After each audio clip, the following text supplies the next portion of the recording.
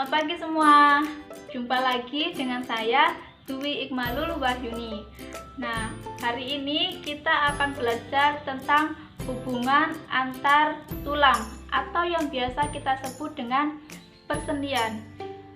Sebelum kita memasuki materi, saya akan menginformasikan tentang KD dan tujuan dalam pembelajaran kita hari ini. Untuk KD pembelajaran kita hari ini yaitu 3.4, menganalisis hubungan antar jaringan penyusun organ pada sistem gerak. Yang selanjutnya, tujuan dari pembelajaran kita hari ini yaitu yang pertama, siswa dapat mengidentifikasi jenis-jenis persendian.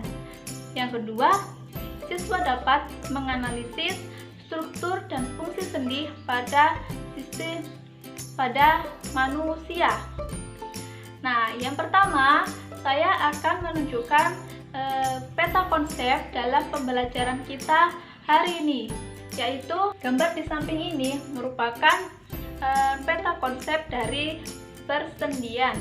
Nah, yang kita bahas ada komponen penunjang sendi dan juga tipe-tipe persendian.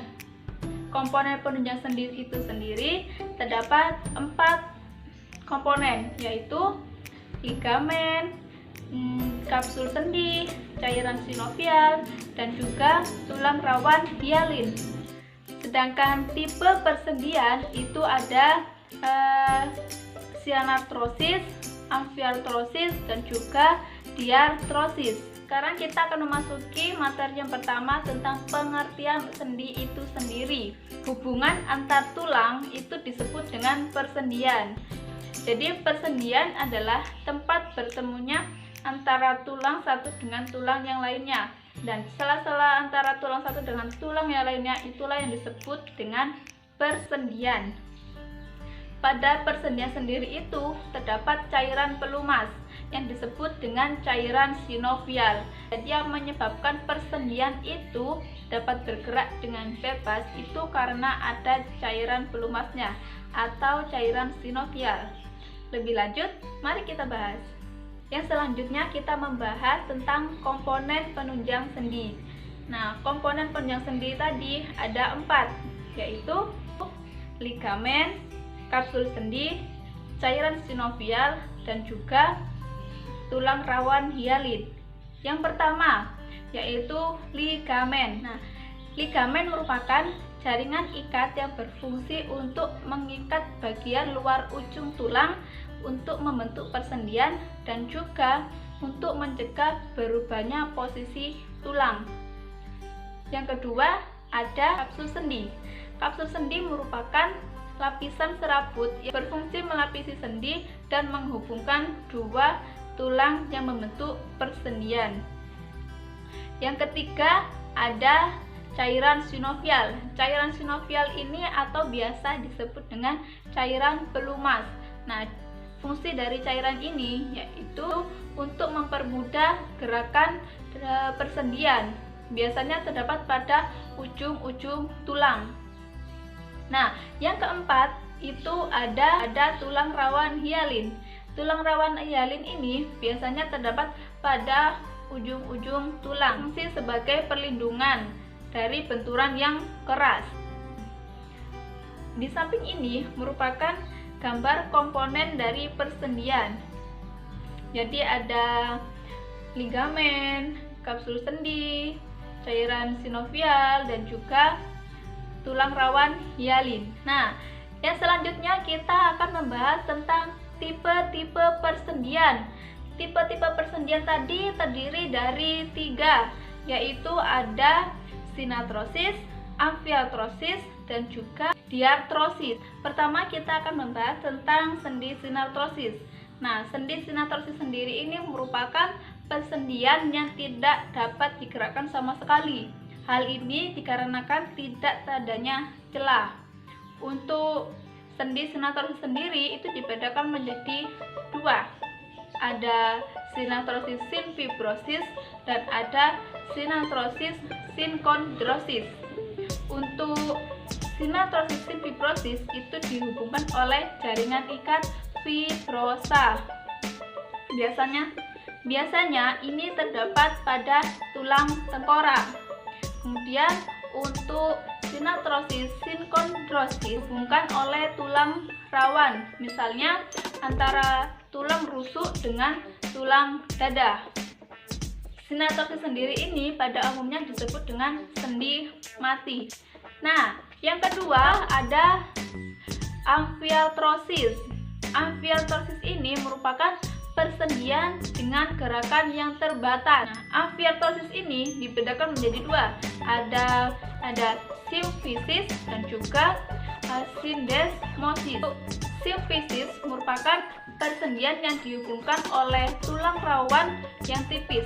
Contohnya yaitu sendi antar tulang belakang dan dengan tulang kemaluan. Adapun syndesmosis merupakan persendian yang dihubungkan oleh banyak jaringan ikat. Contohnya adalah antara sendi tibia dan fibula. Yang ketiga ada sendi diartrosis. Nah, sendi diartrosis merupakan persendian dengan gerakan paling bebas. Pada diartrosis ini terdapat cairan sinovial untuk mempermudah pergerakan persendian. Diartrosis sendiri dibedakan menjadi sendi peluru, sendi pelana, sendi engsel, dan juga sendi putar. Yang akan kita bahas satu persatu. Yang pertama kita akan membahas tentang sendi peluru. Nah, sendi peluru sendiri ini gerakannya yaitu hubungan antar tulang yang gerakannya dapat bergerak dengan bebas. Contohnya yaitu hubungan antar tulang gelang bahu dengan tulang lengan atas. Jadi ini bisa digerakkan ke segala arah, yaitu bisa digerakkan ke samping, ke atas, ke bawah, dan ke depan maupun ke belakang. Yang kedua ada sendi putar. Nah, ciri gerakannya yaitu hubungan antar tulang yang gerakannya dapat berputar atau rotasi. Contohnya itu hubungan antar tulang atlas pada tengkorak dengan tulang pemutar sehingga kepala dapat berrotasi. Contoh, nah, rotasi karena ada sendi putar. Yang ketiga ada sendi pelana. Ciri gerakannya yaitu gerakannya dapat digerakkan dua arah. Contoh gerakannya itu adalah hubungan telapak tangan dengan ibu jari. Jadi hanya dapat digerakkan dengan dua arah. Kemudian yang keempat ada sendi engsel. Nah, ciri gerakannya yaitu dapat digerakkan ke satu arah. Contohnya yaitu sendi yang terdapat pada siku dan lutut. Jadi kita hanya dapat menggerakkan ke satu arah. Contoh, nah, gerakan kita menekuk tangan ini merupakan sendi engsel. Yang selanjutnya kita akan membahas tentang kelainan dan gangguan pada tulang. Yang pertama yaitu ada fraktura. Fraktura merupakan patahnya tulang. Nah, fraktura sendiri itu dibedakan menjadi 4. Ada fraktura terbuka, fraktura tertutup, fraktura remuk, dan fraktura retak. Untuk fraktura terbuka, maksudnya yaitu patahnya tulang yang menyebabkan tulang tersebut itu keluar dari kulit kita. Kemudian ada fraktura tertutup. Fraktura tertutup itu patahnya tulang, namun tulang kita tetap berada di dalam kulit kita.